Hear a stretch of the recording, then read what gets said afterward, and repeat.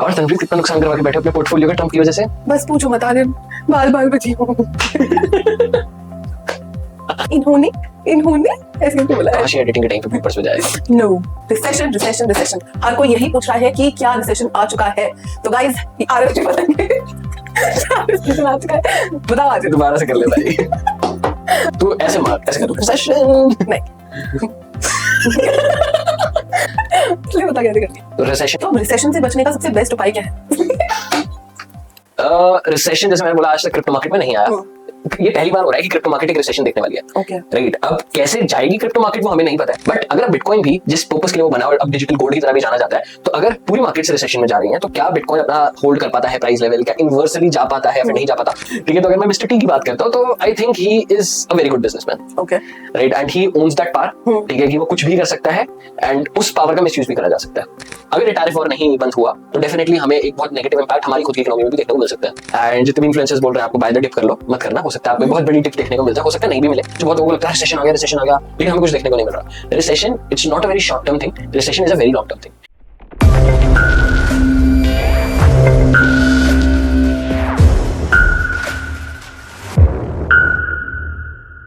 Recession recession recession, हर कोई recession की बात कर रहा है, लेकिन सबसे बड़ी कंफ्यूजन तो ये है कि क्या रिसेशन आ गया है, आने वाला है, क्या पता।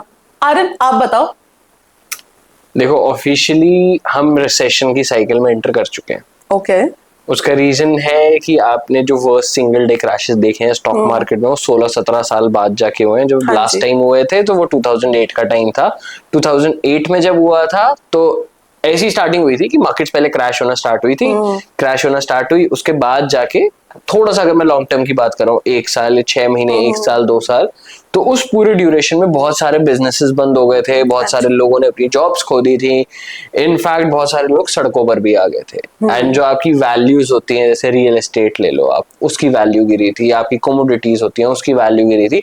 हर एक चीज जो एक आपका एसेट क्लास में आता है except for gold and precious metals, उन सब की वैल्यू गिरी थी। ओके, तो ये गोल्ड तो ऊपर जा रहा है, तो गोल्ड ऊपर जा रहा है, तो it is one of the indicators कि जब रिसेशन होता है या जब क्रैशेस होते हैं मार्केट में तो गोल्ड उस पर्टिकुलर टाइम पे ऊपर चला जाता है। हाँ जी। तो गोल्ड इज लाइक इनवर्सली काम करता है। ऑफ कोर्स जितनी भी आपकी स्टॉक मार्केट या हाई यील्ड मार्केट्स होती हैं जहां से आप बेटर रिटर्न एक्सपेक्ट कर पाते हो। ओके तो काफी लोगों को ये नहीं भी पता होगा कि रिसेशन आता क्यों है, तो आप आर्यन बता दो एक बारी सबको।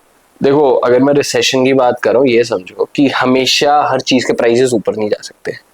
ठीक है, अभी हम यहाँ पे गुड़गांव की बात करते हैं। हाँ जी। ठीक है, गुड़गांव में अगर मैं बात करूं, प्रॉपर्टी के प्राइसेस पिछले 20 साल में बढ़े ही बढ़े, हाँ जी, ऊपर ही जा रहे ग्राफ, कभी नीचे नहीं आ रहा। हाँ जी, बट ऐसा कभी हो नहीं सकता कि हर चीज आपकी सिर्फ ऊपर ही जाती जा रही है, कभी नीचे नहीं आती। हाँ राइट, अभी हम बात करते हैं क्रिप्टोस की, स्टॉक्स की, वहां पर हमें दिखता है ग्राफ्स बड़ी तेजी से ऊपर जा रहे हैं, बड़ी तेजी से नीचे आ रहे हैं, क्योंकि उनके ग्राफ्स हमारे सामने चल रहे हैं। बट ऐसी बहुत सारी चीजें हैं जिनके ग्राफ्स हमारे सामने नहीं है। जैसे मैंने रियल एस्टेट की बात करी, बहुत, और रियल एस्टेट लैंड की मैं बात करूं, जमीन आज की डेट में हर किसी को चाहिए। ठीक है, जितना भी वो एक आर्ग्यूमेंट है कि आपको मेटावर्स में भी जमीन लेनी चाहिए, मैं उसके भी अगेंस्ट हूं कि आप वर्चुअल लैंड में ले भी लोगे तो क्या उखाड़ रहे हो, but still you need a physical space. तो अगर हम एक लैंड की बात करते हैं जो आज की डेट में हर एक ह्यूमन बीइंग की रिक्वायरमेंट ही है, अगर उस लैंड की कीमत जाती जा रही है तो एक टाइम आएगा कि वो अपने पीक पे पहुंच चुकी है, ठीक है, वो ओवर प्राइस्ड हो गई है।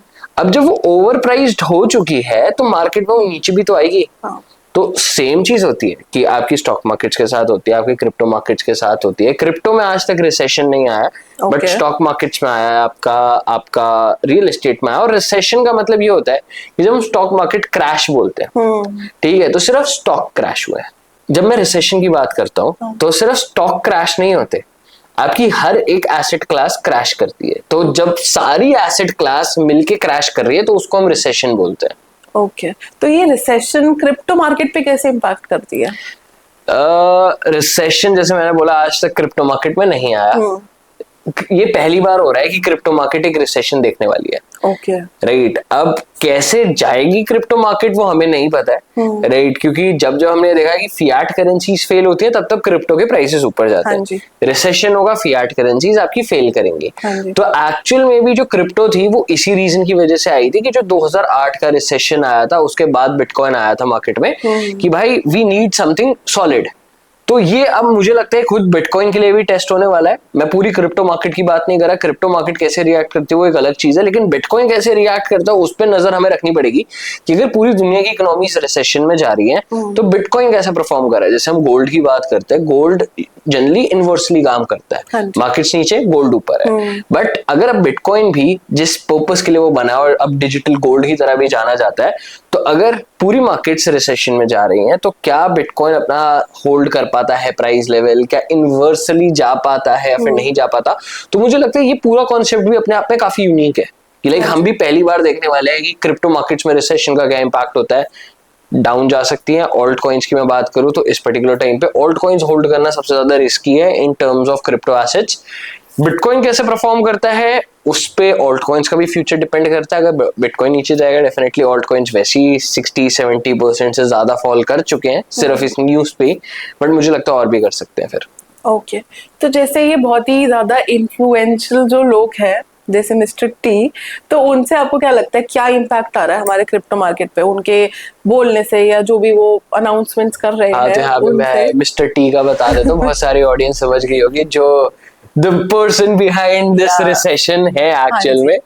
ठीक है, तो अगर मैं मिस्टर टी की बात करता हूँ तो I think he is a very good businessman. Okay right, and he owns that power. ठीक है, कि वो कुछ भी कर सकता है एंड उस पावर का मिसयूज भी करा जा सकता है, जो कि मुझे लग रहा है हो रहा है, क्योंकि लाइक ऐसी बहुत सारी ट्रेड्स थी जो इवन अगर आप इन्फॉर्म का चैनल फॉलो कर रहे हो, टेलीग्राम ज्वाइन कर रखा है, डिस्कॉर्ड ज्वाइन कर रखा है, तो ऐसी ना कुछ मैंने ट्रेड्स भी बताई थी जो मिस्टर टी के अनाउंसमेंट से कुछ घंटे पहले डल रही हैं।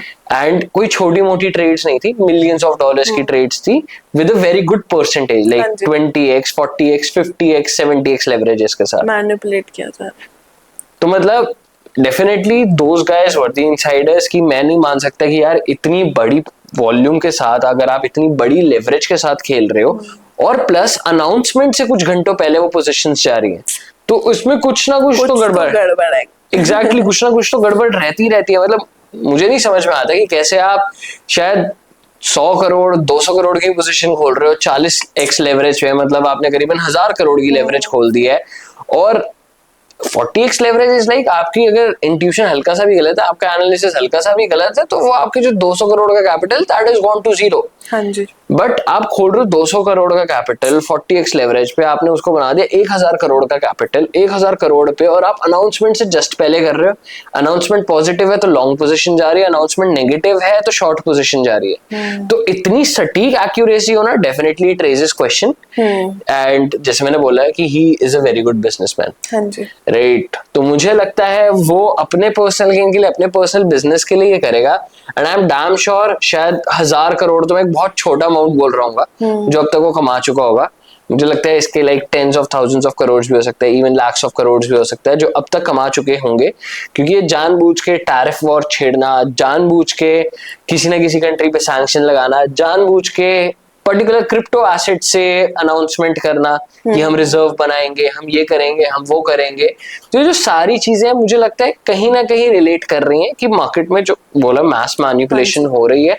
अगर मैं बात करता हूँ बहुत ट्रेडर्स लिक्विडेट हुए हैं, बहुत इन्वेस्टर्स का पैसा डूबा है, एंड जब ऐसा सिनेरियो हो जाता है markets are volatile, officially recession में जा चुका है यूएस की इकोनॉमी जा चुकी है, तो अब देखना धीरे धीरे करके आपको एक रिपल इफेक्ट देखने को मिलेगा। शायद अभी आप लोग ये पॉडकास्ट देख रहे हो, बट इससे अगर आप शायद 6 महीने बाद या साल भर बाद देख रहे होगे, अगर ये टैरिफ वॉर नहीं बंद हुआ तो डेफिनेटली हमें एक बहुत नेगेटिव इम्पैक्ट हमारी खुद की इकोनॉमी में भी देखने को मिल सकता है।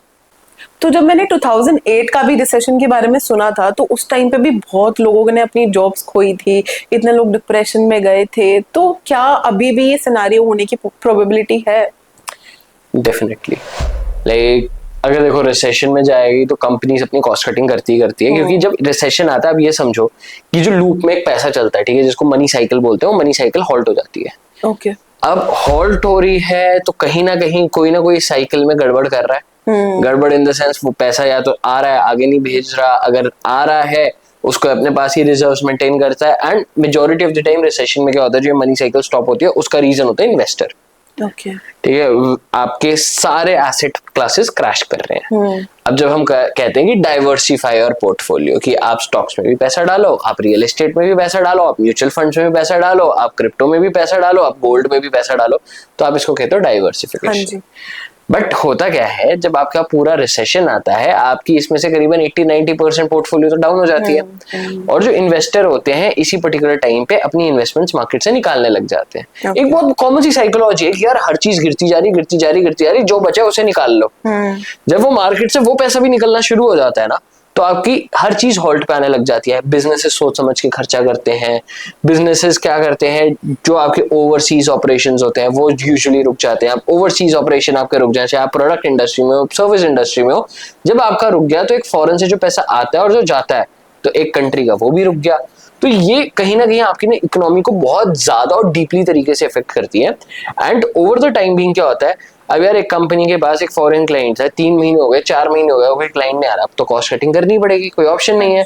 कॉस्ट कटिंग करनी है तो आपके पास सबसे इंपॉर्टेंट और सबसे इजी लेट गो रिसोर्स कौन सा होता है, आपकी एम्प्लॉइज। हाँ जी, ठीक है, क्योंकि अगर अब मुझे कॉस्ट कटिंग करनी है, मेरी एम्प्लॉइज मेरे सामने, मुझे पता मेरे पास प्रोजेक्ट नहीं है, मेरे पास पहले 5 प्रोजेक्ट होते थे, अब 1 प्रोजेक्ट है। अब भाई मैंने 5 प्रोजेक्ट 20 लोग रख रखे थे, मुझे तो लग रहा है सिर्फ 4 में काम हो जाएगा। तो मेरे पास वर्कफोर्स होती थी, अब मुझे लगभग 50 वर्कफोर्स की जरूरत ही नहीं, 50% की तो हटा दो। और ऐसी एक रिपल इफेक्ट होता रहता है। अब होता क्या है, जिन लोगों की जॉब चली गई, अब आप थोड़ा मैक्रो पर्सपेक्टिव से सोचो, जिन लोगों की जॉब चली गई, जो खर्चा करते थे, ठीक है, वो खर्चा रुक गया कि अब भाई मेरे को अब तक दूसरी नौकरी नहीं मिलेगी, मैं खर्चा नहीं करूंगा, खर्चा सोच समझ के करूंगा। अब वो जो खर्चा करता, वो किसी एक बिजनेस की इनकम होती, चाहे आप एक प्रोडक्ट लो, आप एक सर्विस लो, आप स्पॉटिफाई पे गाने सुनो, नेटफ्लिक्स की सब्सक्रिप्शन लो, चिप्स का पैकेट लो, कोई बाहर खाने ही जाते हो, वो सारे खर्चे आपके बंद हो गए। आगे बिजनेसेस के साथ पैसा नहीं आया, फिर वो लोगों को निकालेंगे, तो एक पूरी साइकिल क्रिएट हो जाती है रिसेशन में। एंड अभी हम बिल्कुल स्टार्टिंग में बैठे हुए हैं। ओके, तो अब रिसेशन से बचने का सबसे बेस्ट तरीका क्या है? एक्चुअल में रिसेशन से बचने का कोई बेस्ट तरीका नहीं होता। एंड क्योंकि आप देखो जनरली डाइवर्सिफिकेशन करते हो, यही आपको बचपन से सिखाया जाता है कि never put your all the eggs in one basket, तो वही आप फॉलो करते हो, चलते हो। मुझे ऐसा लगता है कि रिसेशन के टाइम पे the best thing you can do is to reduce your expenses, अपनी सेविंग्स इंक्रीज करते रहो। एंड जितने भी इन्फ्लुएंसर्स बोल रहे हैं आपको बाय द डिप कर लो, मत करना। हो सकता है आपको एक बहुत बड़ी डिप देखने को मिल जाए, हो सकता है नहीं भी मिले, क्योंकि अगर टैरिफ वॉर्स खत्म हो गए, एकदम से इन्वेस्टमेंट्स वापस चालू हो गई, तो ये रिसेशन जो अभी बस स्टार्ट हुआ है ये रिवर्स हो जाएगा। ठीक है, लेकिन ऐसी पर्टिकुलर सिनेरियो पे रिस्की बेट्स लेना मैं नहीं बोलूंगा। कि अगर आप सोच रहे हो यार मुझे घर लेना है, एंड जैसे गुड़गांव में आप द्वारका एक्सप्रेस वे पे लेना चाह रहे हो, आपको लग रहा है वहाँ पे 3.5-4 करोड़ का फ्लैट मिल रहा है, मैं कहूँगा शायद रुक जाओ। हो सकता है अगर एक्चुअल में रिसेशन आता है तो आपकी हर चीज की प्राइसिंग कम होगी। एंड इट्स बेटर कि अगर आप एक एम्प्लॉय हो तो सबसे इंपॉर्टेंट अभी आपके लिए कि अपने एक्सपेंसेस कम कर दो, सेविंग्स इंक्रीज कर लो। एंड रिसेशन का असर जो होता है, जो बहुत लोगों को लगता है रिसेशन आ गया, लेकिन हमें कुछ देखने को नहीं मिल रहा। Recession it's not a very short term thing, recession is a very long term thing. हम बात करें यहाँ पे शायद 1 साल, 2 साल या 2.5 साल की, ठीक है। एंड मुझे पता है बहुत सारी रियल एस्टेट की मार्केट्स क्रैश होने वाली हैं। जैसे अगर मैं बात करता हूँ कनाडा की टोरंटो की मार्केट रियल एस्टेट में बहुत ज्यादा ओवर प्राइस्ड है। वो मार्केट्स बहुत तगड़े तरीके से क्रैश करेंगी। हो सकता है जो आप घर देख रहे हो वहां पे शायद 20-20 करोड़ रुपए का, वो हो सकता है आपको डर्ट चीप प्राइसेस में मिल रहा हो सकता है 4 करोड़ 5 करोड़, मतलब इतना भी डिफरेंस देखने को मिल सकता है। मैं नहीं कहूंगा 100% होता है, बट वो डिफरेंसेस आपको हर एसेट क्लास में देखने को मिलेंगे। रियल एस्टेट हो, स्टॉक हो, crypto would be the first. मैं इसलिए क्रिप्टो की प्रेडिक्शन नहीं कर सकता, एंड मैं खुद चाहता हूँ कि बिटकॉइन कैसा परफॉर्म करे। बिटकॉइन की परफॉर्मेंस से हमें दूसरे ऑल्ट कॉइन्स पता चलेंगे एंड एक बबल बर्स्ट होगा। ओके, सो आई थिंक ये पॉडकास्ट सबके लिए बहुत ज्यादा बेनिफिशियल होगा। Thank you so much for watching. Like, share, subscribe. Bye. हम फिर मिलेंगे कुछ नए पॉडकास्ट के साथ।